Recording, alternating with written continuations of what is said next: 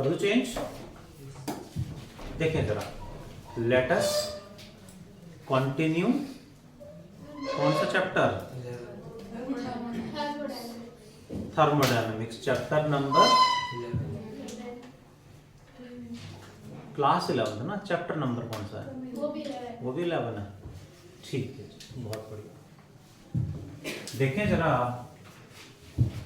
Chapter 11 class, chapter का नाम thermodynamics में हमने लास्ट क्लास में पढ़ा था थर्मोडायनामिक्स में। क्या पढ़ा था?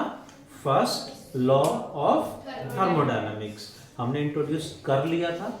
फ्लूइड क्या होता है, उसका फॉर्मूला, उससे रिलेटेड टर्म्स, साइन कन्वेंशन भी मैंने बताए थे, और फिजिक्स का, केमिस्ट्री का क्या झगड़ा है वो भी मैंने बताया था और कहा था कि मैंने एक्सप्लेन कर दिया, बट थोड़ा सा और डिटेल में एक्सप्लेन करूं उससे पहले अपने केमिस्ट्री टीचर से पूछो। हाँ सर, अच्छा टीचर ही गायब हो गए, इसलिए इस वजह से झगड़ा नहीं करना चाहता। अच्छा, नहीं झगड़ा नहीं, एक्सप्लेनेशन मांगना तो बस पूछना कि उल्टा साइन कन्वेंशन क्यों ले रखे हैं, फिजिक्स में सही है। मतलब मैंने एक्सप्लेन करा था सर, मैंने एक्सप्लेन करा work done is P delta we, delta we expansion में पॉजिटिव होगा, कंप्रेशन में नेगेटिव, मैंने एक्सप्लेन करा है मैथमेटिकली। तो केमिस्ट्री में साइन कन्वेंशन उल्टे क्यों ले रखे, क्यों कंफ्यूज करा जा रहा बच्चों को? हाँ जी मैम, अकॉर्डिंग टू केमिस्ट्री सही होगी। बेसिकली फिजिक्स, केमिस्ट्री, बायो कुछ अलग नहीं है, सारा साइंस है, उसको डिवाइड कर रखा है as per hour mental standards. कि 9th क्लास के बच्चे को इतना समझ में आएगा, इतना डिवाइड कर दो, 10th में इतना मेंटल लेवल हो जाता है, 11th 12th में ये मेंटल लेवल होता है, इसलिए वो डिवाइड करने वाले हम हैं। हमने उनको कैटेगरिकली अलग अलग कर रखा है, बाकी रियलिटी तो एक ही है साइंस। जो कोई साइंटिस्ट रिसर्च कर रहा है, कोई इंजीनियर रिसर्च कर रहा है, तो उसे तो सब पढ़ना पड़ता है एक साथ, सारी चीजें एक साथ पढ़नी पड़ती हैं। कोई साइंटिस्ट कोई मेडिसिन बना रहा है, मेडिसिन की मॉलिक्यूल डेवलप कर रहा है, तो उसे मेडिसिन का मॉलिक्यूल डेवलप करते टाइम उसे क्या देखना चाहिए? केमिस्ट्री टीचर बोलेगा मॉलिक्यूल बनाना है तो केमिस्ट्री आनी चाहिए उसे, है ना, उसकी रिएक्शन, हाँ है ना, बट साथ में उस मॉलिक्यूल में कौन कौन से एटम्स हैं, उनमें न्यूक्लियर फोर्स कितना है, उनकी बॉन्डिंग मतलब इलेक्ट्रिक फोर्स कितना है, बॉन्ड लेंथ कितना है, उनका डिग्री ऑफ फ्रीडम कितना है, उनका सीपी कितना है, सीवी कितना है, गामा कितना है, उनका मास कितना है, बहुत सारी चीजें एक साथ आ जाती हैं। और फिर उसका लिविंग ऑर्गेनिजम्स, लिविंग सेल्स पे क्या इफेक्ट पड़ेगा? तो फिजिक्स, केमिस्ट्री, बायो सब उसमें मिक्स हो जाता है, वहां सब पढ़ना पड़ता है। आपको आसानी से चीजें समझ में आए, कॉन्सेप्ट समझ में, इसलिए फिजिक्स, केमिस्ट्री अलग अलग डिवाइड कर देते हैं। हायर क्लास में जाओगे तो फिजिक्स की भी अलग अलग ब्रांचेज हैं, इंजीनियरिंग में बहुत सारी ब्रांचेज हैं, नॉर्मल भी ग्रेजुएशन करोगे उसमें भी अलग अलग ब्रांचेज हैं, आगे पोस्ट ग्रेजुएशन में जाओगे वहाँ भी अलग अलग डिवाइड कर रखा है। थर्मोडायनामिक्स पूरा अलग है, पूरे इतनी मोटी मोटी बुक्स हैं सिर्फ थर्मोडायनामिक्स की, मैकेनिक्स अलग है, ग्रेविटेशन अलग है, तो वो हमने डिवाइड कर रखा है, बाकी कुछ अलग नहीं है सब सेम कॉमन है। पहले टॉपिक पे आता हूँ, डिस्कस कर लेना, नहीं हो तो फिर मैंने बता ही दिया और एक्सप्लेन कर दूंगा, एक रीजन और दे दूंगा, एक रीजन मैंने भी बताया नहीं था लास्ट क्लास में, ठीक है। चैप्टर नंबर 11 क्लास, चैप्टर का नाम है थर्मोडायनामिक्स में लेट अस कंटिन्यू फ्लूइड को कंटिन्यू करेंगे जी। Lopa ma'am, what is fluid? First law of thermodynamics की स्टेटमेंट तो याद होगी, आरो सर बताना, फॉर्मूला याद नहीं, फिर होमवर्क कैसे कराओ? ट्राई भी नहीं कराओ होमवर्क, तो भी नहीं करा, फिर क्या फायदा क्लास में आने का? हाँ सर, हाँ सर, अच्छा फ्लूइड करते पेपर में आ रहा है, ये भी रहा है, फिर फ्लूइड क्यों कर रहे हो? वो पेंडिंग, ठीक है। मतलब दिमाग अपना ही चलाना है, ज़्यादा मेहनत करके रिजल्ट खराब ही रखना है। रिजल्ट अच्छा कैसे आ जाए, आयरन का नाम तो प्लस नहीं जाना चाहिए, है ना। अपना दिमाग चलाना। वैसे कई बच्चे कई बार मेरे से इरिटेट हो जाते हैं क्योंकि मैं थोड़ा सा स्ट्रिक्ट हो जाता हूँ क्लास में, मुझे स्ट्रिक्ट होना पड़ता है। मुझे कोई प्लस माइनस नहीं, आपके बेटरमेंट के लिए जो ठीक लगता है वो मुझे करना पड़ता है ना। कई बार गुस्सा भी आता है कई बच्चों को, मैं समझ सकता हूँ उन चीज़ों को, बट करना पड़ता है हमें आपके बेटरमेंट के लिए। जैसे पेरेंट्स कई बार डांटते हैं, ऐसे नहीं करना, क्योंकि उन्हें आपके लिए सही लगता है, इसलिए वो ऐसे जो है डिसीजन लेते हैं जो हमें अच्छे नहीं लग रहे, बट फिर भी वो डिसीजन लेते हैं, आपके नहीं चलने देते। तो आपके बेटरमेंट के लिए होती हैं वो चीज़ें। सो प्लीज़ रिक्वेस्ट है कि इस तरह का कोई स्ट्रिक्ट डिसीजन लिया जाता है तो आपके बेटरमेंट के लिए है। मानेंगे तो बढ़िया है, नहीं मानेंगे तो और बढ़िया है। फ्यूचर में किसी को नहीं कह पाओगे कि उनकी वजह से ये हो गया, अपने खुद के डिसीजन थे इसलिए मैं आज धक्के खा रहा हूं। क्योंकि किसी का एक्सपर्टीज आप ऐड करोगे तो फायदा, नुकसान हो ही नहीं सकता, फायदा ही होगा। अपना दिमाग चलाओगे तो स्ट्रगल ज्यादा करना पड़ेगा, ये श्योर है, इसमें कोई डाउट नहीं है। अच्छा, ज्ञान नहीं बांट रहा, ठीक है। देखते सर, ये हमने पढ़ लिया था लास्ट क्लास में, delta Q equal to delta U plus delta W. इसके साइन कन्वेंशन भी हो गए थे।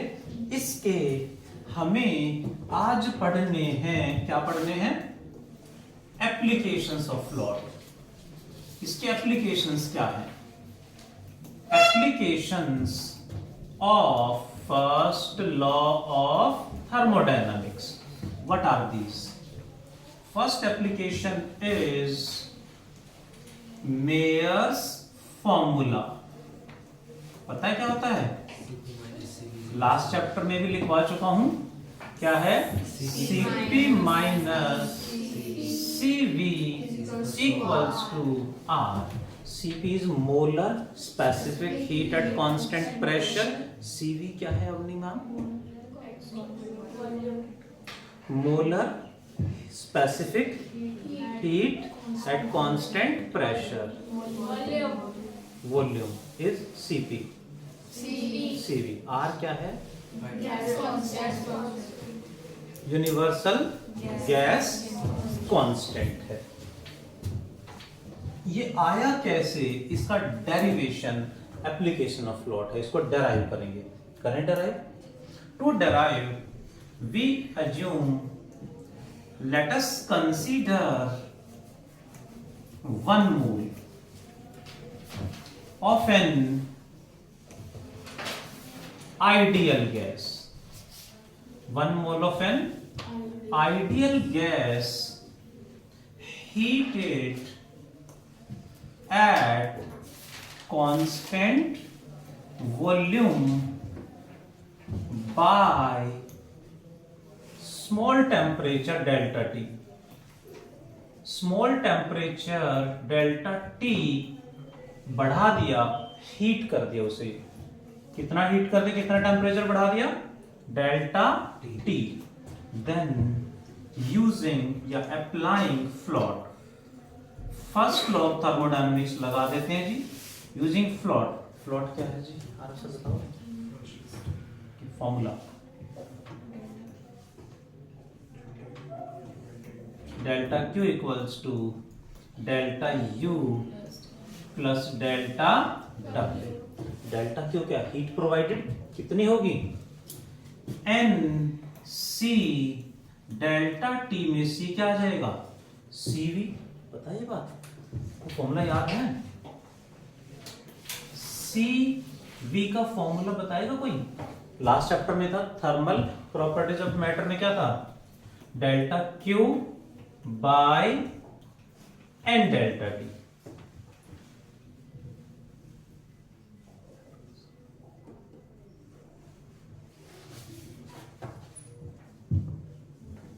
ये फॉर्मूला लास्ट चैप्टर में पढ़ा था हमने, delta Q by N delta T. तो डेल्टा क्यू क्या हो जाएगा, N CV delta T. At constant volume है तो सीवी आ जाएगा। That clear? ये लास्ट चैप्टर में पढ़ चुके हैं, डायरेक्ट अप्लाई हो रहा है। Delta Q equals to delta U plus, आगे क्या लिख दे Sameer sir,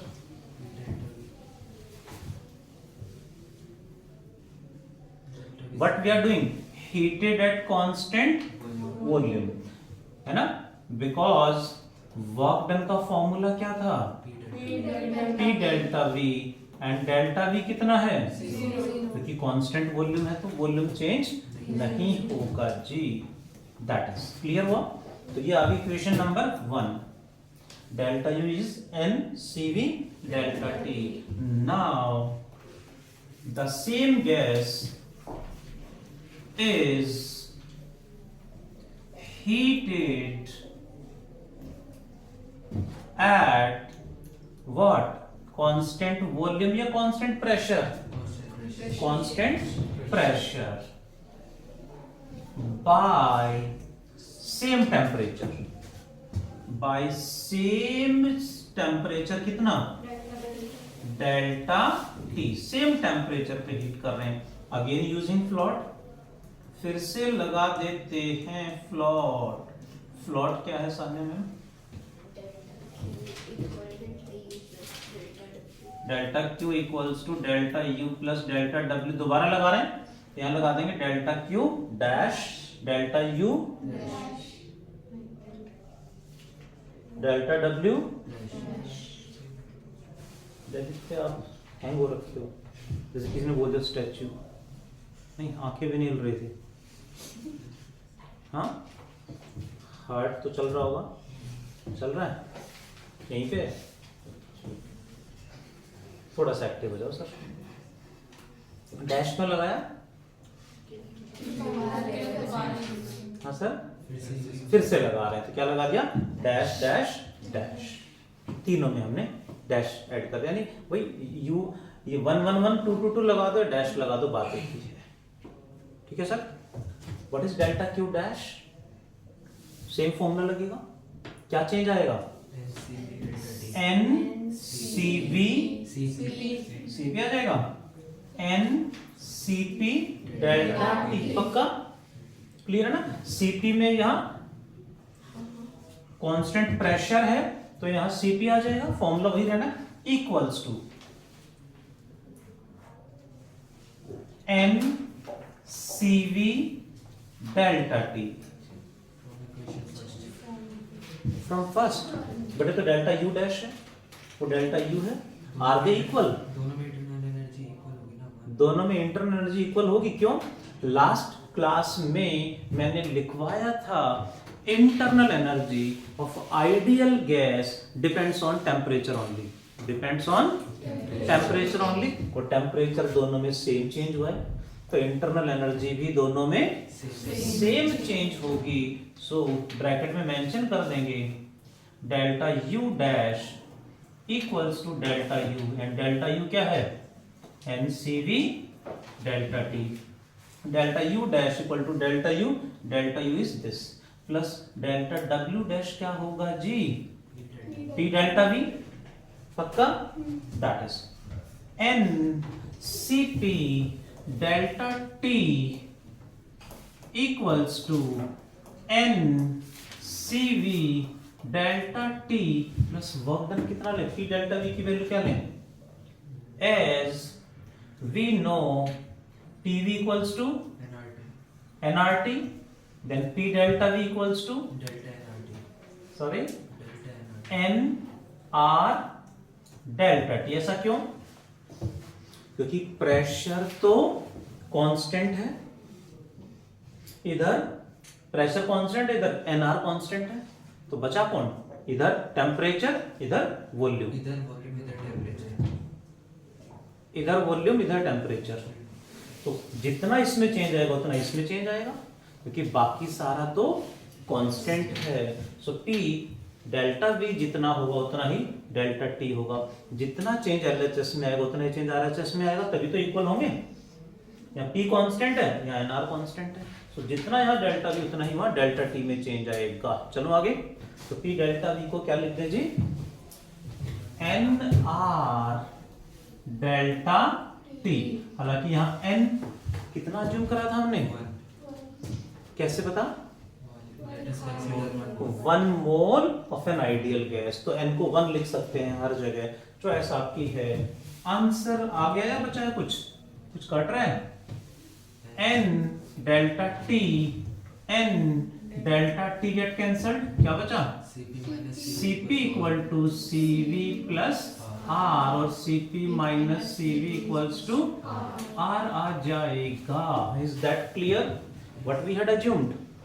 1 mole of an ideal gas heated at constant volume, पहले constant volume पे, heated at constant volume by small temperature delta T. Then using FLOT का formula लिखा, delta Q की value लिखी, delta U as it is, delta W zero हो गया क्योंकि constant volume था. फिर क्या करा? Now the same gas is heated at constant pressure by same temperature delta T. Again using FLOT, delta Q dash equal to delta you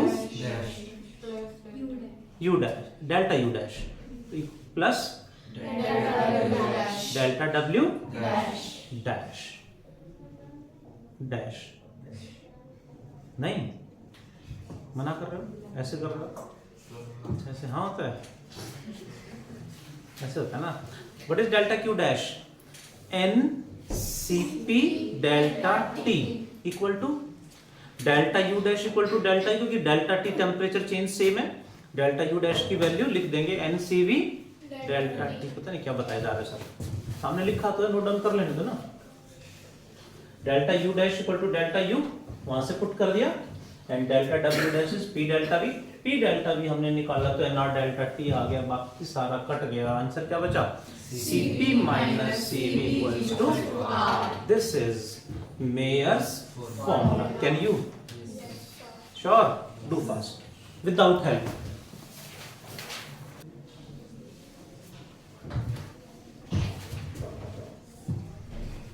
पढ़े sir? आप sir? आप नहीं खाते कड़ा पर सर? खा लेते हो, खिलाएंगे. मंगा देना मैम. तो 2 जने हो गए हैं, ठीक है. आपको भी, आपको तो मिल जाता होगा.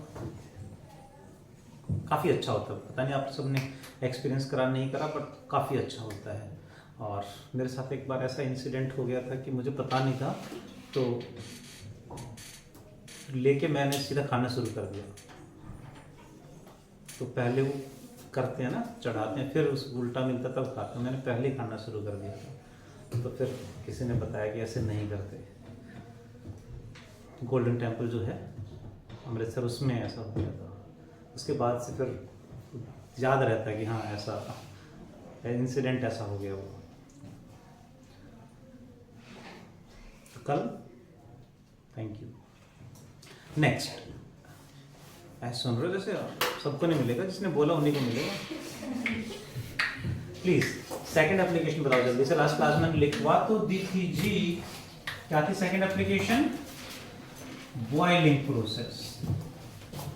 बॉइलिंग प्रोसेस को एक्सप्लेन करने में आपने फ्लॉट नहीं लगाया तो कहीं ना कहीं मिस्टेक हो जाएगी. Same you know melting, melting में भी आपने फ्लॉट नहीं लगाया तो मिस्टेक हो जाएगी. तो कोई भी प्रोसेस है वहां फर्स्ट लॉ ऑफ थर्मोडायनामिक्स हमें लगाना चाहिए. We can solve easily. ठीक है. फर्स्ट लॉ ऑफ थर्मोडायनामिक्स पे बेस्ड न्यूमेरिकल भी हमने डिस्कस करा, नहीं करा? न्यूमेरिकल डिस्कस करा था ना, ये वाला मॉड्यूल का क्वेश्चन नंबर 1 है.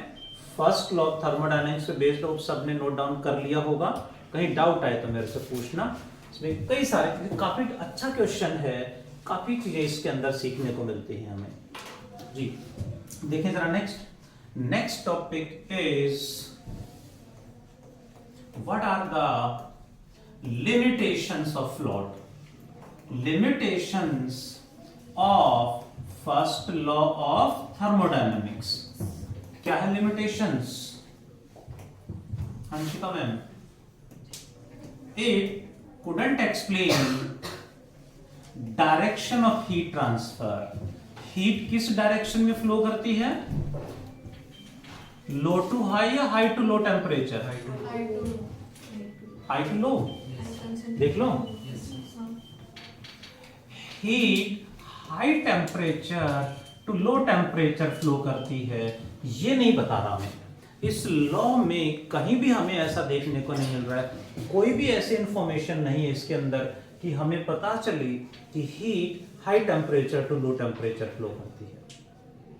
ठीक है, सो ये नहीं बताता, हमें पता है उसका रीजन अलग है, लेकिन इस लॉ में कहीं भी ऐसा नहीं आ रहा है कि हीट किस डायरेक्शन में फ्लो करेगी, ये नहीं बताता। नेक्स्ट, क्या heat low to high temperature flow कर सकती है? आंसर इज यस, अपने आप नहीं करेगी, with the help of external work done कर सकते हैं, अपने आप नहीं करेगी। जैसे ये स्टाइलस अपने आप कहां जाएगा, नीचे से ऊपर अपने आप चला जाएगा, ऊपर से नीचे अपने आप चला जाएगा, लेकिन नीचे से ऊपर अपने आप नहीं जाएगा, हमें एनर्जी स्पेंड करनी पड़ेगी, लेके जाना पड़ेगा, यानी फोर्स लगाया और ऊपर उठा लिया। इसी तरह से हीट भी अपने आप हाई टू लो फ्लो कर जाएगी, बट लो टू हाई अपने आप फ्लो नहीं करेगी, करवा सकते हैं वर्क डन करके, एनर्जी स्पेंड करके। जैसे एसी में, रेफ्रिजरेटर में यही तो होता है, कंप्रेसर इलेक्ट्रिसिटी कंज्यूम करके हीट को लो टेम्परेचर से हाई टेम्परेचर पे सप्लाई करता है।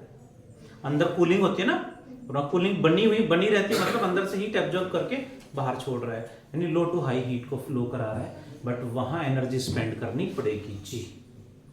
ठीक है, सो ये हमें कहीं भी नहीं बता रहा किस डायरेक्शन में फ्लो करेगी। Next, it couldn't explain extent of heat transfer. Extent का मतलब है किस रेट के साथ हीट फ्लो कर रही है, कितनी ज्यादा कितनी कम फ्लो कर रही है, ये नहीं बताता हमें। Rate of transfer of heat नहीं बता रहा है, एक्सटेंट ऑफ हीट ट्रांसफर नहीं बता रहा है।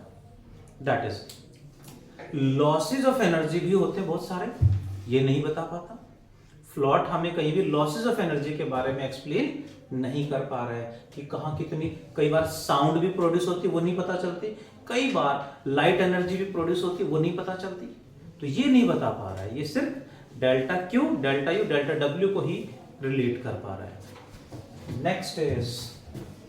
नेक्स्ट मतलब last is second law of thermodynamics. What is second law of thermodynamics? ये हमें बताता है हीट किधर फ्लो करती है। प्लीज, पहली स्टेटमेंट है इसकी, it states that 100% of heat never be converted into work, never be converted into work। 100% heat work में कभी कन्वर्ट नहीं होगी, उसका कुछ पार्ट हमेशा वेस्ट होगा ही होगा, हमेशा। Next, it states that heat can't flow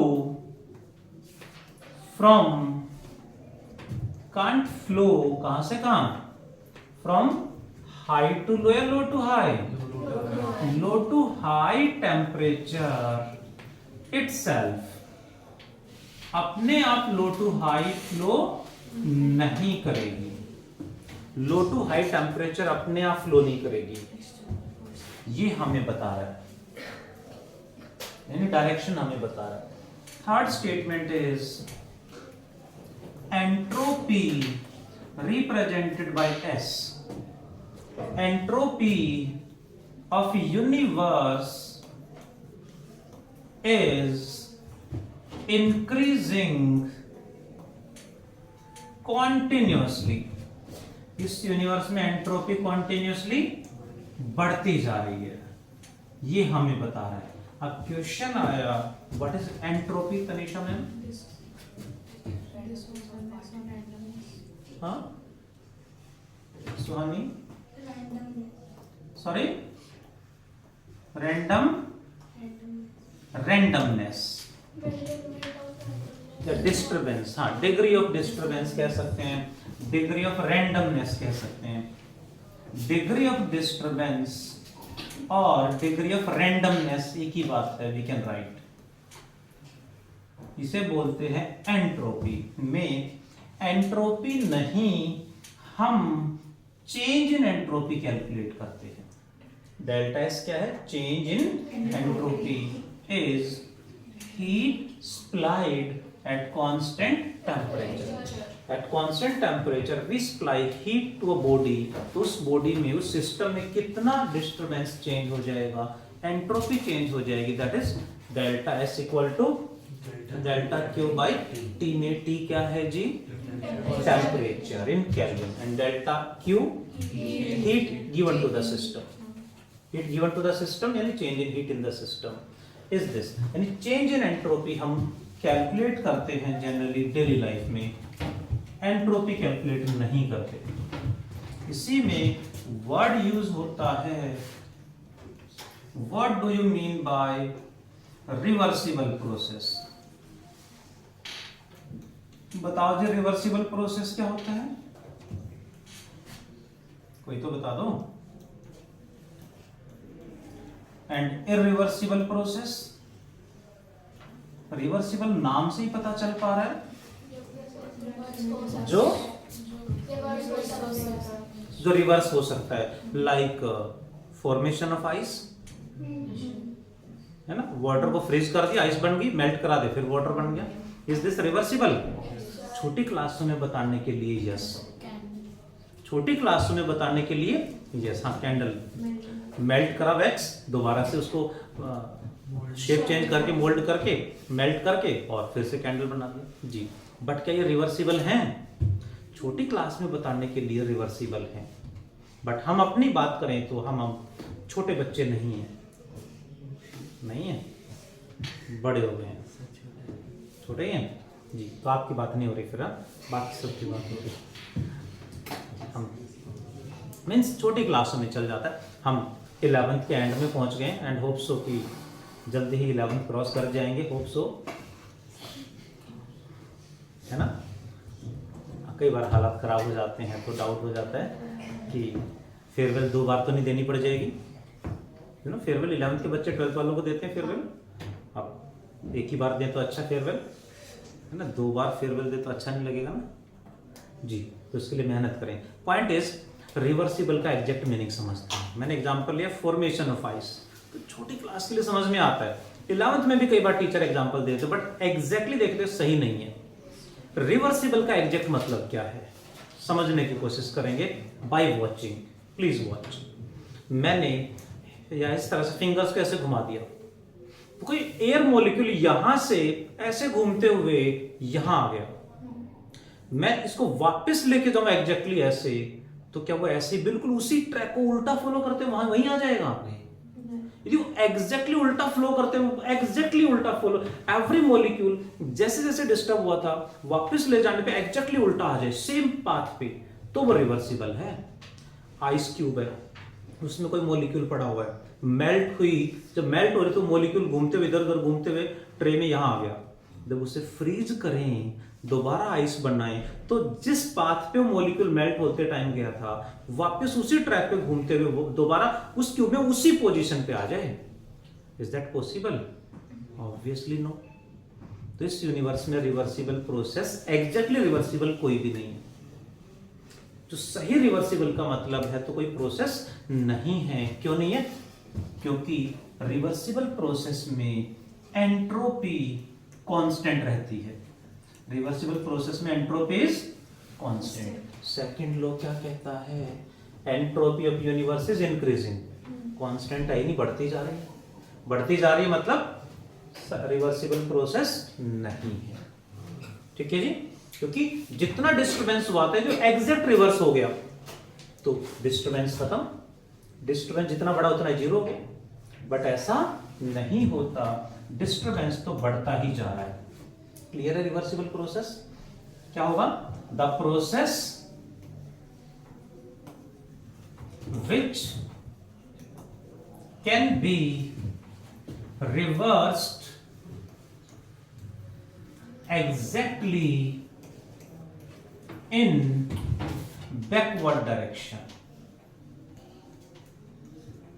exactly in backward direction, जो exactly reverse हो सकता है।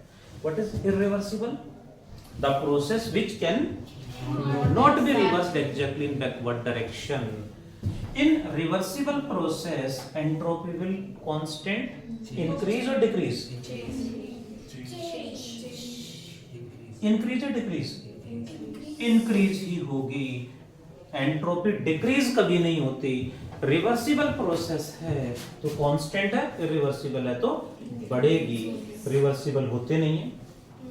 सो एंट्रोपी तो हमेशा इंक्रीज ही होगी, बढ़ेगी। एक छोटे छोटे दो टर्म और हैं, देखिए जरा सभी समझने की कोशिश करेंगे। चैप्टर कंप्लीट हो गया है। इसमें एक दो टॉपिक थे, हीट इंजन जो सिलेबस से डिलीटेड हैं और आपके सिलेबस में किसी ने पढ़ाए भी नहीं होंगे। Heat engine and refrigerator syllabus में होते थे, एंट्रेंस में अब भी हैं, बट सीबीएसई सिलेबस से डिलीट कर दिए गए हैं, तो यहाँ नहीं पढ़ेंगे उनको। बस दो छोटे छोटे टर्म हैं, इनकी बात कर लेते हैं। What is cyclic process? The process in which initial and final states are same. Initial and final state जिसमें सेम है, that is cyclic process. But problem क्या है, हम 11th क्लास में है, डेफिनेशन कोई पूछेगा नहीं, इसका मतलब क्या है वो न्यूमेरिकल में यूज करेंगे। न्यूमेरिकल में यूज कर, अब इसको न्यूमेरिकल में कैसे यूज करोगे? इनिशियल स्टेट और फाइनल स्टेट सेम है, मतलब जितना इनिशियल टेम्परेचर था फाइनल भी वही हो गया है, सेम स्टेट में आ गया है, तो pressure, volume and temperature same हो गई है। इनिशियल एंड फाइनल स्टेट का मतलब जो इनिशियल प्रेशर था उतना ही हो गया है, जो इनिशियल वॉल्यूम था सेम हो गया, जो इनिशियल टेम्परेचर था वो भी सेम हो गया। And main point is delta U must be zero for a cyclic process. ये यूज करना है मैथमेटिकली, न्यूमेरिकल में, असर्शन रीजन में, एमसीक्यू में, ये नहीं पूछेंगे हमसे कोई, ठीक है। What about the next one is, last one is, next कौन सा प्रोसेस होगा समीर सर? साइक्लिक या नॉन साइक्लिक? एक ही बात है। नॉन साइक्लिक प्रोसेस क्या होगा, डेफिनेशन बता दो जी। The process in which initial and final states are same. Not same.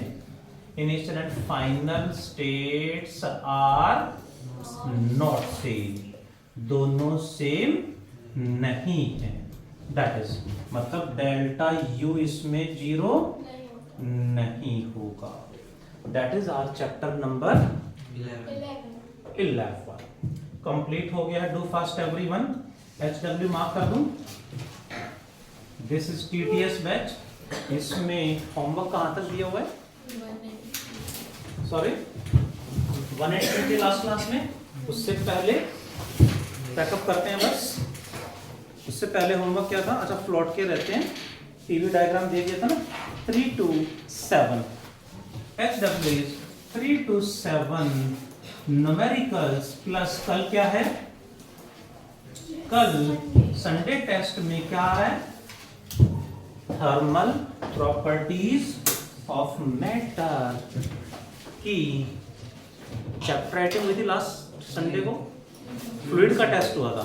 हाँ तो थर्मल प्रॉपर्टीज ऑफ मैटर की चैप्टर राइटिंग है। Thank you all of you, take care, bye.